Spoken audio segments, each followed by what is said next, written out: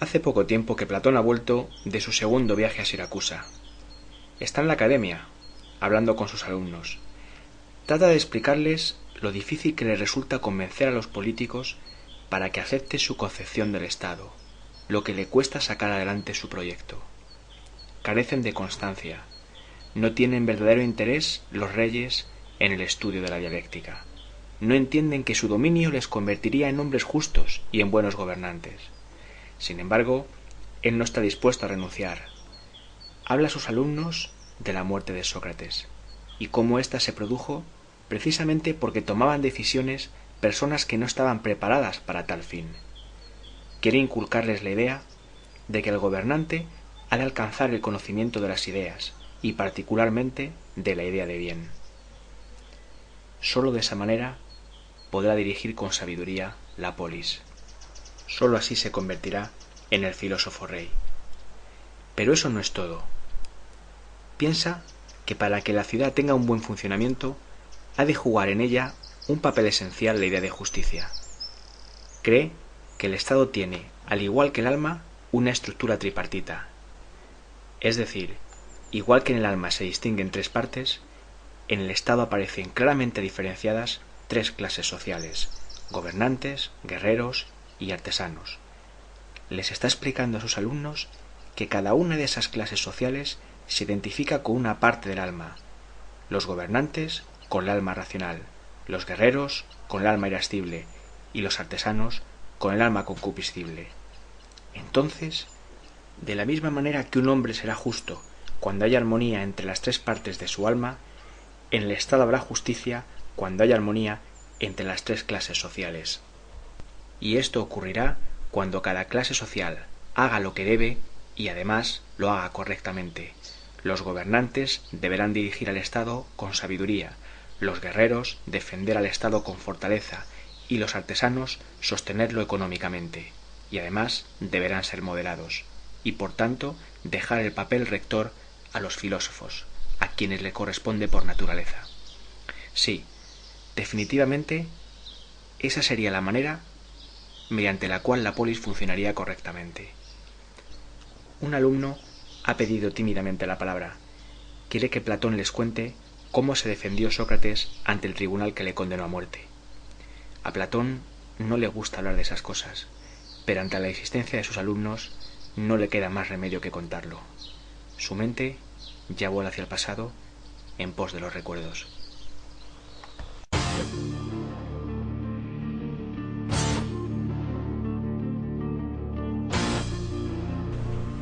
Muy buenas, queridos amigos, y bienvenidos a Héroes del Pensamiento, el podcast filosófico del vuelo de Antares.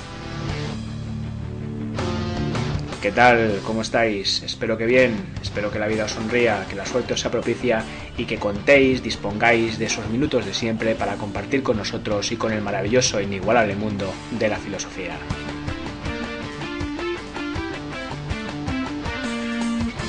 Hoy abordamos, por fin, nuestro último punto en esta exposición, en este camino que ya emprendimos hace tiempo de la filosofía platónica, y es la política. Con él daremos por finalizada toda esta exposición dedicada al filósofo ateniense y que, pues como siempre os digo, sería pues para mí una gran alegría que os hubiera servido para algo o que en todo caso haya sido de vuestro interés.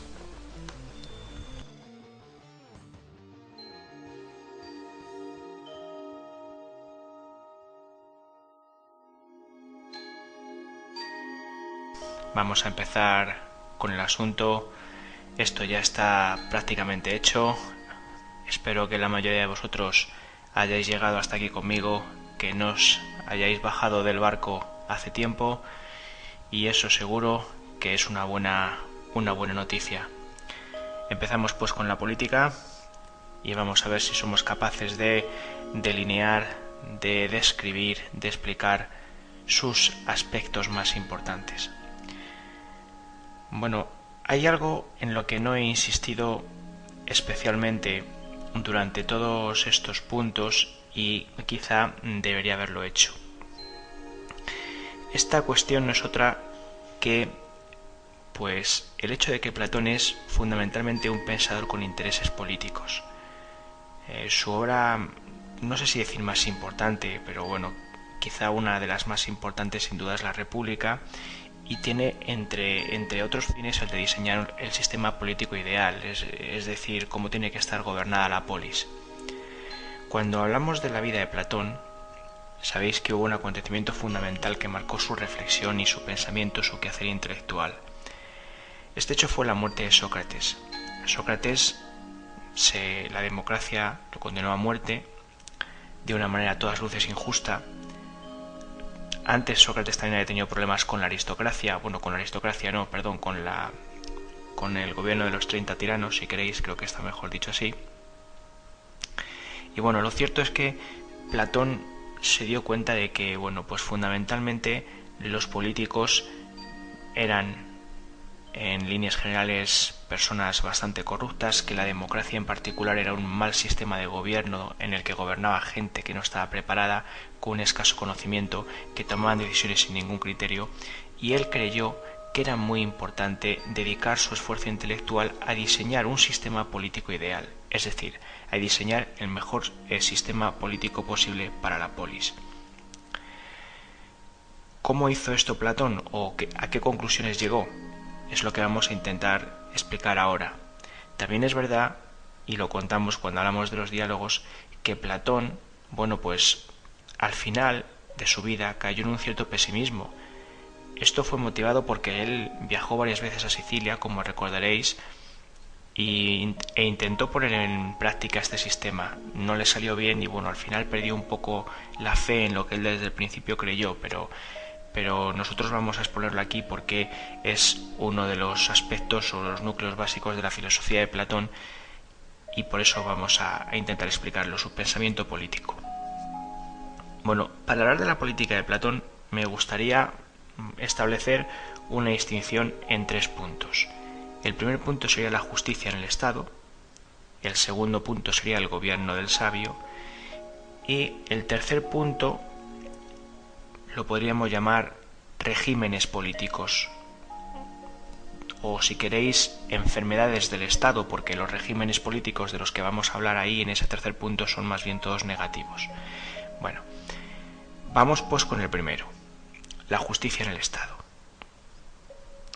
Para entender este primer punto es fundamental tener claro que Platón establece una correlación estructural entre el alma y el Estado. Bueno, ¿qué significa eso de que establece una correlación estructural entre el alma y el Estado? Bueno, pues que igual que el alma tiene 3 partes, el Estado está dividido en 3 clases sociales. Bien, las 3 clases sociales en las que Platón divide el Estado son los productores o artesanos que se dedican a la actividad económica, los guardianes o los guerreros que tienen la misión de defender militarmente al Estado, y los gobernantes o filósofos que están destinados a la dirección del Estado. Naturalmente, como se puede imaginar, cada una de estas 3 clases sociales se identifica con una de las 3 partes del alma. Esto quiere decir que los productores o artesanos se identifican con el alma concupiscible, los guardianes con el alma irascible y los gobernantes con el alma racional. ¿Qué quiere decir eso? ¿Que en cada grupo solo hay una parte del alma? No. Eso quiere decir que en cada uno de esos grupos predomina la parte del alma que le hemos atribuido. Así pues, correlación estructural. Eso significa que, igual que hay 3 partes del alma, en el Estado hay 3 clases sociales, y que cada parte del alma se identifica con una de esas clases sociales. Bueno, no sé si os dais cuenta que Platón está estableciendo en cierto modo un principio de especialización funcional. ¿Qué quiere decir eso? Bueno, pues que cada grupo tiene que dedicarse a una tarea, a la tarea que le es propia. Platón pensaba que esto debería ser así por 2 tipos de razones. Razones tanto prácticas como teóricas. ¿Cuáles son las razones prácticas? Bueno, las razones prácticas son fundamentalmente que si cada grupo se dedica a hacer lo que mejor sabe, los resultados serán mejores. Pero, es decir, que los productores o artesanos sostengan económicamente el Estado, que los militares lo defiendan y que los gobernantes lo dirijan. Pero no solo hay razones prácticas en función de los resultados que justifican esta especialización funcional, que cada clase haga lo que mejor sabe, sino también razones teóricas. Platón piensa que en todo sistema complejo, sea el que sea, imagina también el cuerpo humano, ¿no? Bueno, pues cada parte está destinada a realizar una función específica. Tanto así, pues como desde el punto de vista teórico como práctico, se justifica ese principio de especialización funcional. Lo cierto es que si retomamos nuestra idea de correlación estructural entre el alma y el Estado, bueno, pues es evidente que nos acercamos a la concepción de justicia en el Estado, que es lo que estábamos explicando en este primer punto.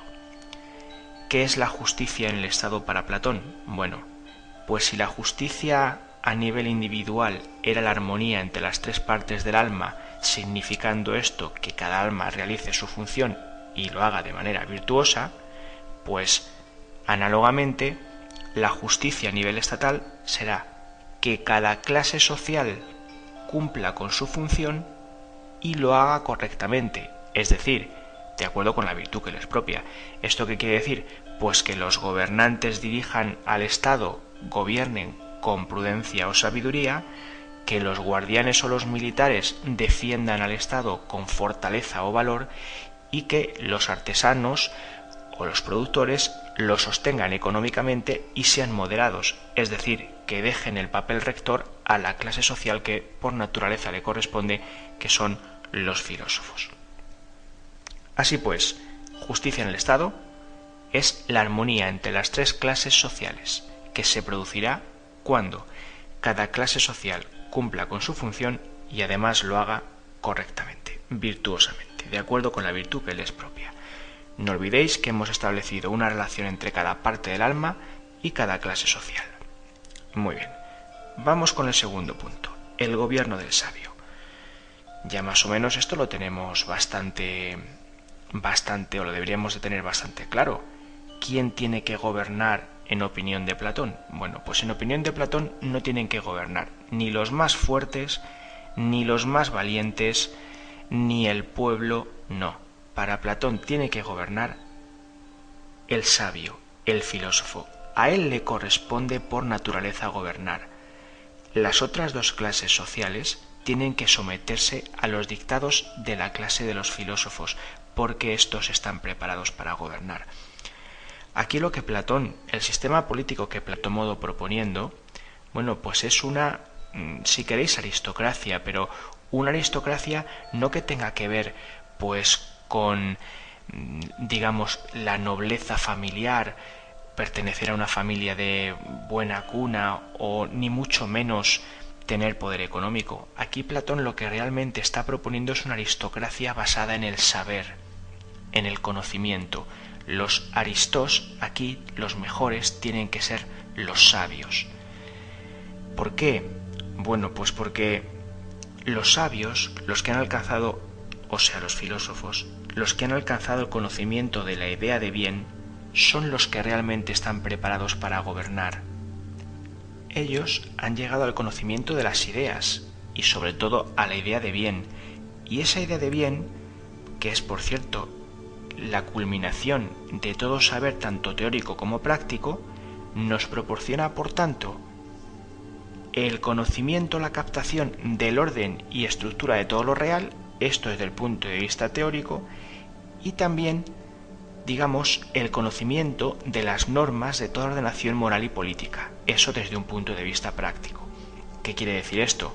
Pues que el sabio platónico es a la vez un hombre de ciencia y un hombre de Estado, que él sabe en cada caso lo que hay que hacer, cómo ha de gobernar. Bajo su gobierno no son necesarias las leyes, porque en cada momento estará en disposición de decir qué es lo mejor para la polis, qué es lo mejor para el pueblo. Recordad que es un hombre virtuoso, y como es un hombre virtuoso, eso significa, y es un hombre virtuoso porque ha alcanzado el conocimiento de las ideas y de la idea de bien, y ese conocimiento no solo me dice cómo son las cosas, sino cómo deben ser. Por eso del sabio, del filósofo, me puedo fiar, puedo confiar en él. Sé que va a gobernar para el bien de la polis y no mirando su propio interés. Bueno, además tenemos que tener en cuenta que Platón propone una concepción del Estado en el que la educación, en la que la educación es primordial. La educación juega un papel clave en el Estado platónico. Para empezar, ¿quién tiene que regir los designios del Estado? Los filósofos. Y los filósofos evidentemente llegan a serlo porque son educados, porque son capaces de llegar al conocimiento. No olvidéis que según Platón la finalidad del Estado es de carácter moral. En el fondo, ¿qué quiere decir que es de carácter moral? Bueno, pues que él lo que cree es que el Estado tiene que conseguir que los ciudadanos sean virtuosos, o sea, tiene que promover la virtud y por tanto la justicia tanto a nivel individual como colectivo. Solo de esta manera se conseguirá una vida feliz, solo de esta manera el Estado funcionará bien. La influencia de Sócrates una vez más vuelve a ser clara. Si queremos ser felices tenemos que ser virtuosos. Pero la virtud solo se consigue por medio del conocimiento. Por tanto, la educación en el Estado es muy importante. Una educación que más o menos para Platón tenía pues 3 ciclos, es decir, se dividía como en 3 etapas. En la primera etapa, que por cierto duraba hasta los 20 años, se dedicaba sobre todo al cultivo de lo que es el cuerpo, ¿no? Se estudiaba gimnasia, música, arte, poesía. Platón pensaba que primero teníamos que educar al cuerpo, pero estamos educando el cuerpo con miras al alma, es decir, empezamos a educar el cuerpo para luego educar el alma, porque la educación que realmente nos interesa es esa, la del alma, la que nos va a convertir en ciudadanos, en hombres justos, en hombres sabios y por tanto al mismo tiempo en hombres felices. El segundo ciclo, al segundo ciclo, pasaban ya los, digamos, mejores del primero. Duraba hasta los 30 años y ya tenía como fin un estudio progresivo y detallado de las matemáticas, aritmética, geometría, astronomía, y luego por fin llegábamos a la tercera etapa. A la tercera etapa solo tenían acceso los mejores, es decir, los que destacaban por encima de los demás. Esta tercera etapa duraba hasta los 35 años y tenía como objeto el estudio de la dialéctica. Ya sabéis vosotros que es la ciencia de las ideas. Y ahí sí, convertía a los futuros gobernantes en filósofos, en personas que habían alcanzado el conocimiento de la idea de bien y por tanto preparados para gobernar. Así pues, 3 ciclos. Ese era un poco el esquema o el proyecto educativo a grandes rasgos que proponía Platón.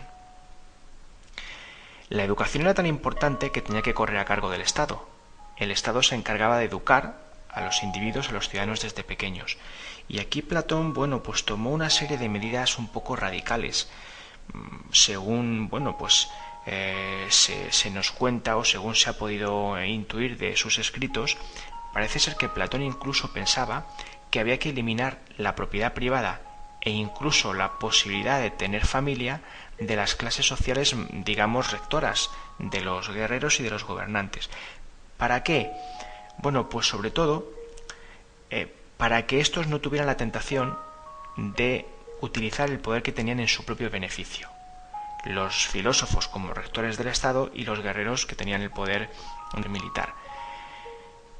Para evitar esa tentación había que quitarles la propiedad privada, tampoco podían tener, digamos, su propia familia, es decir, sus propios hijos, y entonces los hijos de estas clases sociales serían educados por el Estado en común en una especie de casa de expósitos. Es decir, una especie de escuela en la que todos los niños, digamos que eran educados, instruidos en el conocimiento, pero en la que, pues podemos decir que no podían reconocer ni saber quiénes eran sus padres. Medida, como veis, un poco fuerte, ¿no? Esta de tanto suprimir la propiedad privada para estas clases sociales como incluso la posibilidad de tener familia, de tener hijos, es una medida muy radical. Claro, a Platón en el fondo no le interesaba la felicidad a lo mejor de una clase social. A Platón lo que le interesaba era que el Estado funcionase bien, y si él en un momento dado pensó que para que el Estado funcionase bien había que quitar a los guerreros fundamentalmente pues la posibilidad de tener propiedad privada en exceso o familia, pues él lo hacía y punto. Aristóteles, por cierto, luego criticó estas medidas duramente, ¿eh? Decía en tono un poco jocoso que más valía ser sobrino de alguien que hijo platónico, ¿no? Porque como fueras hijo platónico no sabías ni quién era tu padre ni prácticamente nada en ese sentido. También criticó Aristóteles estas medidas porque pensaba que esto de quitar la propiedad privada en el fondo no era positivo, era negativo, porque la gente perdía el interés un poco por todo. Bueno, pero estamos hablando de lo que pensaba Platón, y eso es lo que pensaba Platón. La educación es fundamental para instruir a los ciudadanos, porque queremos ciudadanos justos, queremos ciudadanos virtuosos, queremos ciudadanos felices y queremos un Estado que funcione bien.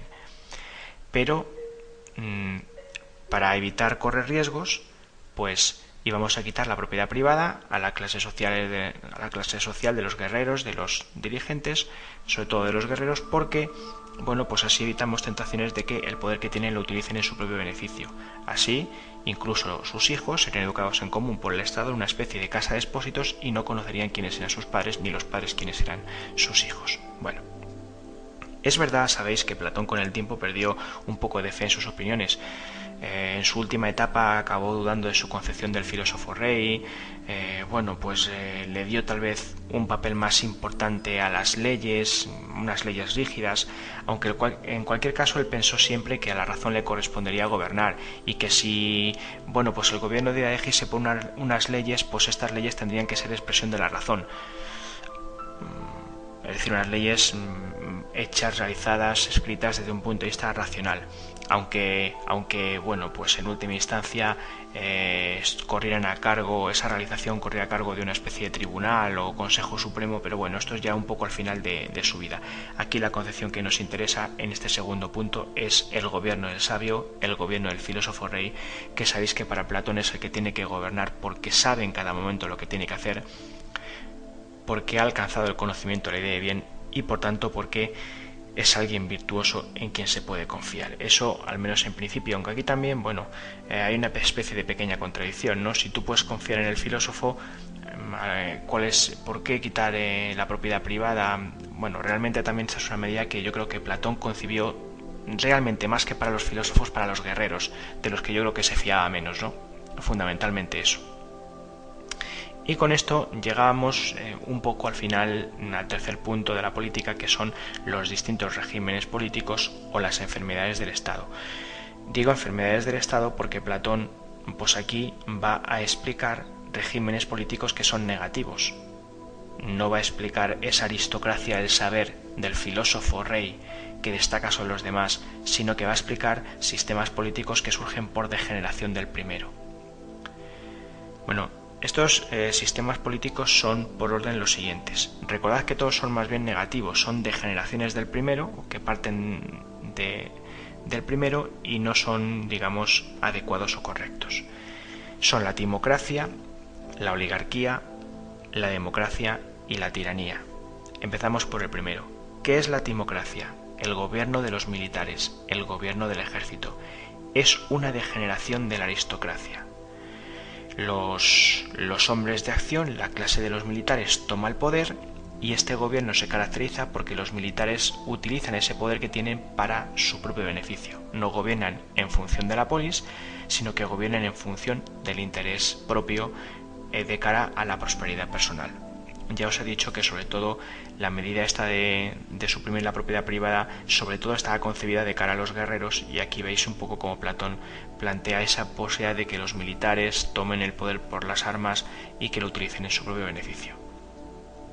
Bueno, el primer sistema político negativo que os acabo de explicar, que es la timocracia, el gobierno del ejército, surge como una degeneración del primero, que sería el bueno, que es la aristocracia.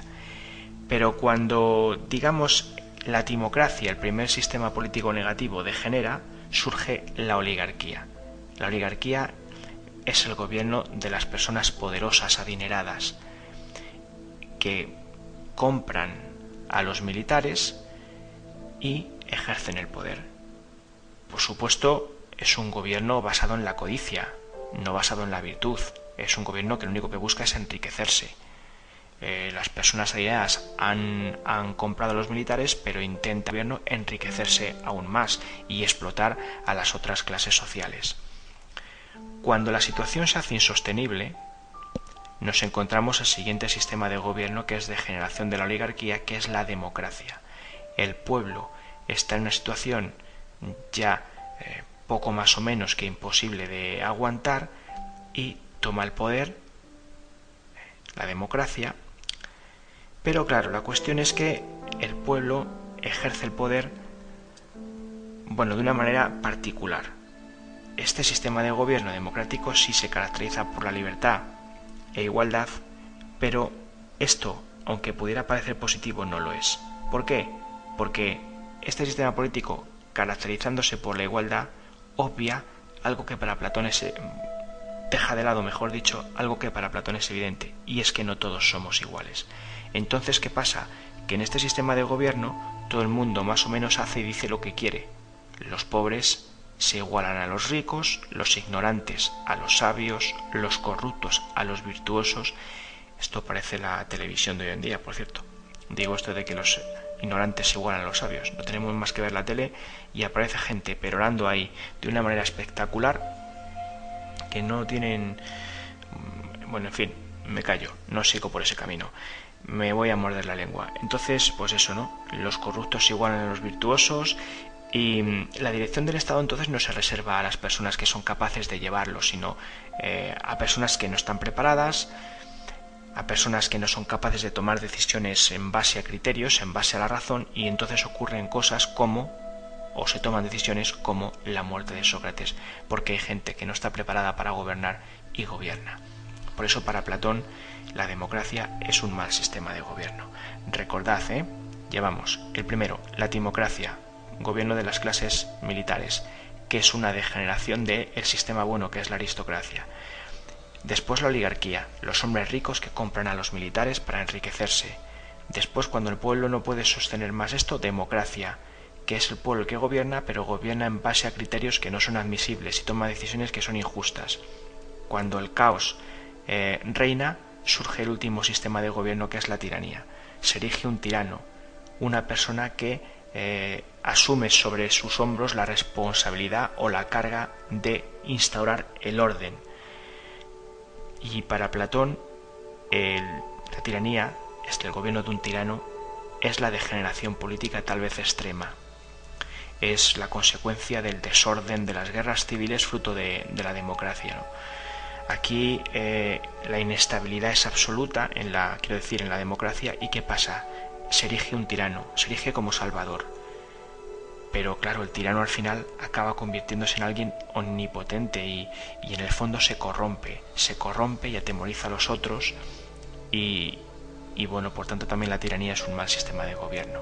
De esta forma, pues como hemos dicho, las enfermedades del Estado son la timocracia, gobierno del ejército; oligarquía, gobierno de los adinerados; democracia, gobierno del pueblo; tiranía, gobierno de un tirano. Formas todas negativas. Aquí la forma buena es el gobierno del filósofo rey, del sabio, del que ha alcanzado el conocimiento de las ideas y fundamentalmente de la idea de bien, ese hombre virtuoso que gobierna para el bien de la polis.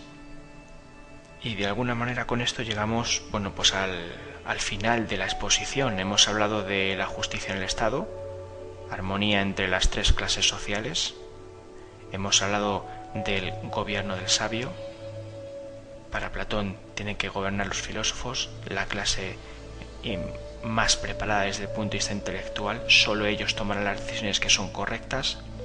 Y por último hemos hablado de las enfermedades del Estado, que sistemas políticos surgen como degeneración de la aristocracia y que son todos ellos negativos a su vez: timocracia, oligarquía, democracia y tiranía.